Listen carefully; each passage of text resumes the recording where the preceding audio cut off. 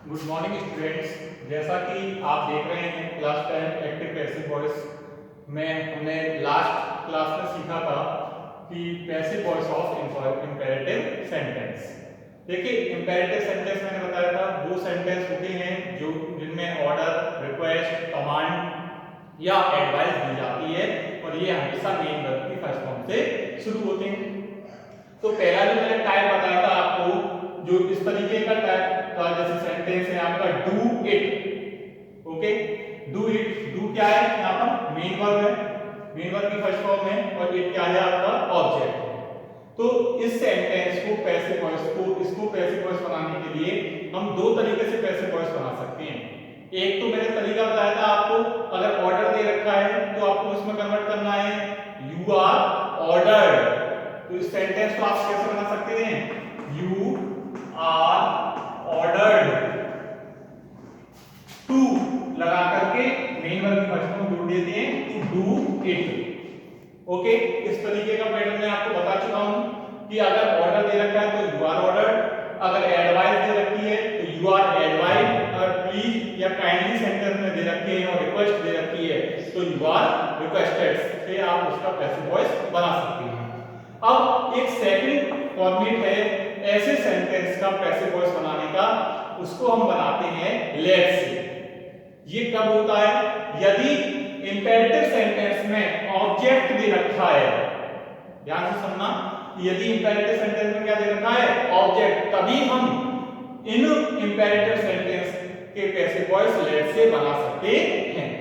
ठीक है, तो इसके लिए क्या करेंगे हम, लेट, इसके बाद तुरंत ऑब्जेक्ट को लेके आते हैं जैसा कि आप नॉर्मल पैसिव वॉइस में करते हैं, लेट इट। ओके, फिर उसके बाद बी ई और लगा देते हैं, क्या लगा देते हैं, बी ई, और फिर डू की थर्ड फॉर्म लगा देंगे। क्या होगा, डू की थर्ड फॉर्म, डन। ओके, अब देखो second example, open the window. अब यहां देखिए आप, ऑब्जेक्ट क्या है, द विंडो, लेकिन हम किससे बनाएंगे, इसका ऑब्जेक्ट दे रखा है इसमें, इंपेरेटिव सेंटेंस है। अब हमें लेट से बनाना है तो लेट को सबसे पहले रखेंगे लेट, उसके बाद ऑब्जेक्ट को लेकर के आएंगे यहां पर द विंडो, उसके बाद बी अपनी तरफ से लगाना है और जो वर्ब दे रखी है, एनपी जो दे रखी है उसकी थर्ड फॉर्म रखनी है, ओपन। देखो कितना सिंपल है, let the window be open. अब यदि नेगेटिव दे रखा हो इंपेरेटिव सेंटेंस, कैसा दे रखा हो, नेगेटिव, नेगेटिव का मतलब ये होगा कि वो डू नॉट से शुरू होंगे, do not plus NP first आएगी और प्लस ऑब्जेक्ट अगर है तो। ठीक है, अब यहां ध्यान से देखना है कि do not plug the clothes, ये नेगेटिव इंपेरेटिव हो गया। इसको हम, जो मैंने तरीका है इसको बनाने का, दो तरीके हैं। पिछली क्लास में मैंने बताया था, ये जो नीचे वाला जो तरीके से बना रखा है ऐसे ही बनाना सिखाया था मैंने आपको कि हमें क्या करना है, सबसे पहले ये फाइंड आउट करना होता है कि इसमें ऑर्डर दे रखा है या रिक्वेस्ट दे रखी है। ठीक है, अगर इसमें ऑर्डर दे रखा है तो यू आर ऑर्डर्ड, नेगेटिव है तो नॉट लगाएंगे। ठीक है, you are ordered not to, फिर टू लगा करके as it is main verb की फर्स्ट फॉर्म से जोड़ देंगे, plug the clothes. Okay, got it. अब next, passive voice of two objects. कई बार क्या होता है, हमें एक्टिव वॉइस में दो ऑब्जेक्ट दे रखे होते हैं। अब दो ऑब्जेक्ट दे रखे हैं तो उनके पैसिव वॉइस भी दो तरीके से बनेंगे। देखिए सेंटेंस को ध्यान से, He gave me a pen yesterday. Okay? He gave me a pen yesterday. अब गेम क्या है, एनबी है, मेन वर्ब है। यहां एक तो ऑब्जेक्ट क्या हो गया, मी, और एक ऑब्जेक्ट क्या हो गया, ए पेन। ठीक है, इस सेंटेंस में क्या है, दो ऑब्जेक्ट है, एक तो मी और एक क्या है, ए पेन। अब आप इनमें से किसी भी एक ऑब्जेक्ट को आगे रख करके आप पैसिव वॉइस बना सकते हैं। चलिए, मैंने देखो एक पेन को लिया, एक पेन को आगे रख दिया, एक पेन ऑब्जेक्ट आ गया, वही सिंपल फॉर्मेट है बनाने का। अब पहले फाइंड आउट करो कौन सा टेंस है ये, गिव, गिव की सेकंड फॉर्म गिव, एम की सेकंड इसको यूज होती है पास्ट इंडेफिनिट में। अब आपको टेबल जो बनाई थी उसमें मैंने यही सिखाया था, पास्ट इंडेफिनिट किसमें कन्वर्ट होगा, was, were plus m b third. तो हमें एक पेन क्या है, सिंगुलर सब्जेक्ट है, तो एक पेन वॉज, और गिव की थर्ड फॉर्म क्या होती है, given, give, give, given, given. अब ध्यान रखना है कि जो दूसरा ऑब्जेक्ट आपका बच गया है उससे पहले आपको क्या लगाना है, टू लगाना है। क्या लगाना है, टू लगाना है। जो भी ऑब्जेक्ट के केस आएगा उससे पहले क्या लगाना है आपको, टू। टू मी, बाई, और ही का ऑब्जेक्टिव केस क्या होगा, ठीक है यहां तक। अब आप कहेंगे कि सर हम इसको सेकंड यानी मी से भी तो बना सकते हैं। Yes, absolutely you can make it.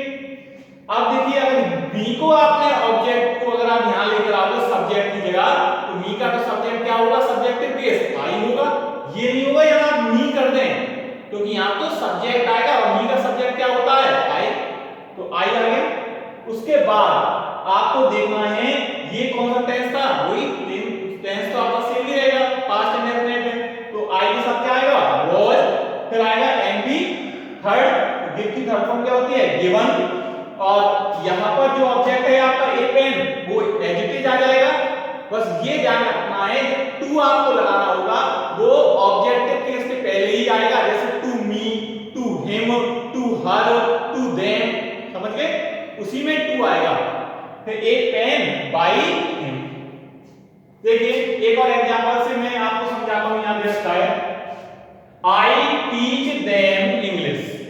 Okay, I आपका क्या है, सब्जेक्ट है, टीच क्या है आपकी बीइंग वर्ब है, देम भी ऑब्जेक्ट है आपका, और इंग्लिश भी ऑब्जेक्ट है, डबल ऑब्जेक्ट दे रखे हैं। अब आप देखिए मैं चलो इंग्लिश से बनाता हूं, पहले इंग्लिश ऑब्जेक्ट ले आए आप आगे, उसके बाद आपको फाइंड आउट करना है टेंस कौन सा है, प्रेजेंट इंडेफिनिट। तो पता है प्रेजेंट इंडेफिनिट की पैसिव वॉइस कैसे कन्वर्ट करते हैं, is am are plus m b third से। तो आपको क्या लगा दिया, is, English is, English singular subject है इसलिए इंग्लिश इज, और टीच की थर्ड फॉर्म क्या है, taught, English is taught to them. मैंने आपको बताया था अगर ऑब्जेक्टिव केस वाला ऑब्जेक्ट आपने नहीं लिया है तो उससे पहले क्या लगाओगे आप, टू लगाओगे, टू देम बाई मी, आई का ऑब्जेक्ट क्या होगा। अब अगर आप कहें तो मैं इसको देम से बना के दिखाता हूं। देखो देम से अगर आप बनाओगे तो याद रखना देम को जैसे ही सब्जेक्ट की जगह पर रखोगे तो उसका सब्जेक्टिव केस यूज होगा, क्या होगा, दे, दे। उसके बाद वही सेम एमबी फर्स्ट आती है प्रेजेंट इंडेफिनिट प्लूरल सब्जेक्ट के साथ, तो उसको किस में कन्वर्ट करते हैं, इज एम आर प्लस एमबी थर्ड में। तो they are taught English by me, ठीक है। तो इस तरीके से हमने कहां तक सीख लिए कि passive voice of double objects. Okay,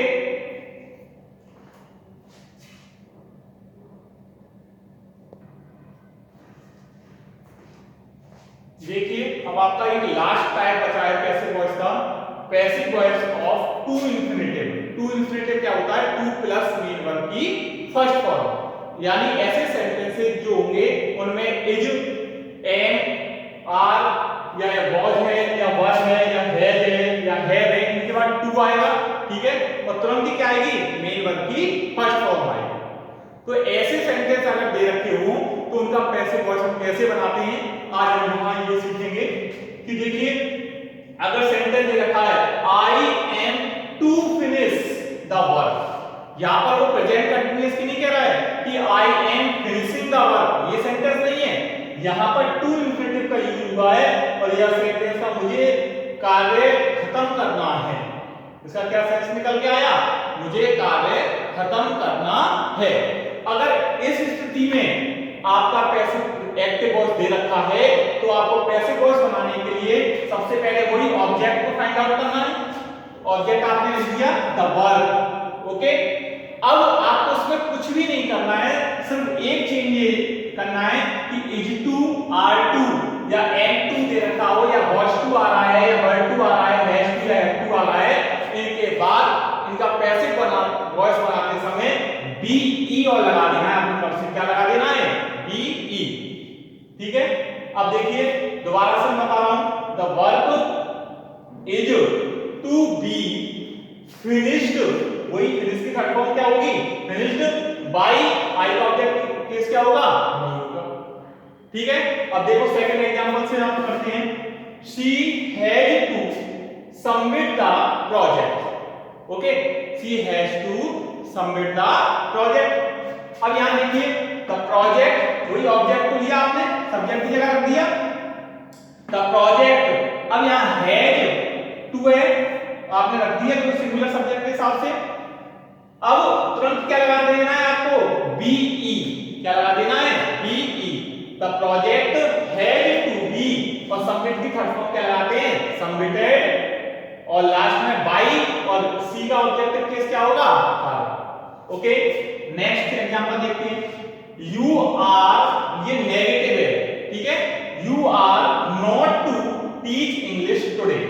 ठीक है, अब सबसे पहले आपका काम क्या है, ऑब्जेक्ट फाइंड आउट करना, ऑब्जेक्ट देना इंग्लिश, ये ले। फिर उसके बाद आपने क्या रखा, इज एम आर, आपको उसी ऑब्जेक्ट, जो ऑब्जेक्ट आपने लिया है उसको यहां सब्जेक्ट की जगह रख के अब आपको ये फाइंड आउट करना है कि ये सिंगुलर है, प्लूरल है, सिंगुलर है, तो इसके साथ इज आएगा या आर आएगा, इज आएगा। ठीक है, ये चेंजेस आपको याद रखना है कि अगर यहां पर आने वाला सब्जेक्ट सिंगुलर होगा तो पैसिव वॉइस की जो वर्ब आती है वो भी सिंगुलर ही लगाओगे आप। तो देखिए इंग्लिश इज, अब नॉट आ रहा है तो याद रखना आपको भी क्या लगाना है, तुरंत नॉट लगाना है। इंग्लिश इज नॉट टू, और टू के तुरंत बाद आपको क्या लगाना है, be.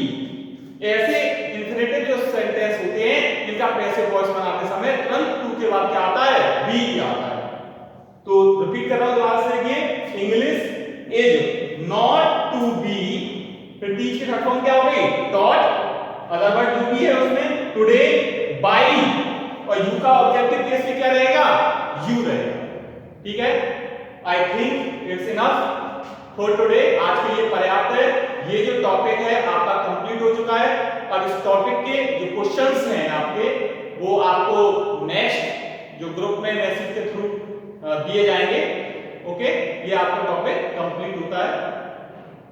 Have a good day.